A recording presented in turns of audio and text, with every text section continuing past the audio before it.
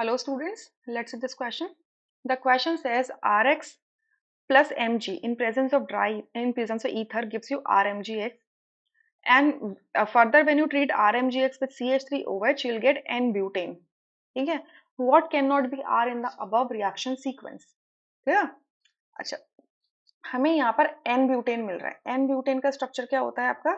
CH3 CH2 CH2 CH3. ठीक है, तो ये एक्चुअल में यहाँ पर क्या होता है कि आर एक्स अल्काइल या अराइल हैलाइड जब होगा मैग्नीशियम के साथ जब रिएक्ट करेगा ड्राई ईथर या ईथर की प्रेजेंस में, तो आपको एक रिएजेंट बनाता है ग्रिग्नार्ड रिएजेंट, जिसमें आर पर नेगेटिव चार्ज होता है, मैग्नीशियम पे पॉजिटिव चार्ज होता है. तो जब भी ग्रिग्नार्ड रिएजेंट कभी एक्टिव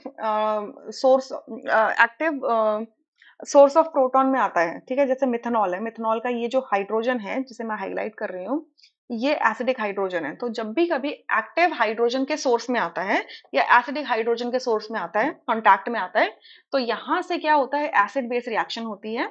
आर माइनस ये एच पॉजिटिव को एब्स्ट्रैक्ट करता है और एल्केन का फॉर्मेशन कर देता है, और आपका बाय प्रोडक्ट होता है MgX, और इस केस में OCH3 हो जाएगा. ठीक है, तो अब ये देखो, इस केस में अगर आपको N ब्यूटेन मिल रहा है तो पॉसिबिलिटी क्या रही होगी R के होने की. यहाँ से चार ऑप्शंस आपको दिए हुए हैं, आपको ये R बताना है कि ये R क्या हो सकता है.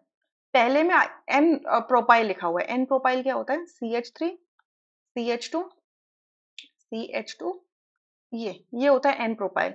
तो अब ये N प्रोपाइल अगर ये है, इसको अगर मैंने ये सारे रिएक्शंस अगर करके दिए, ये आपका MgX कर लो इसको. ठीक है, तो सारे दोनों स्टेप्स अगर ये हो गए इस तरीके से, तो यहाँ पर जो एल्केन बनेगा वो क्या होगा? CH3 CH2 आपका CH2H, मतलब ये तो क्या बना? प्रोपेन बना है, नॉर्मल प्रोपेन बना है.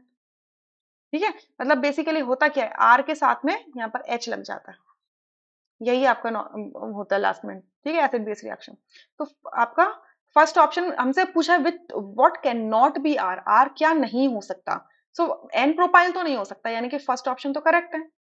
अब सेकंड में देखो, नॉर्मल ब्यूटाइल बोल रहे हैं. नॉर्मल ब्यूटाइल का फॉर्मूला होता है CH3 CH2 CH2 और CH2.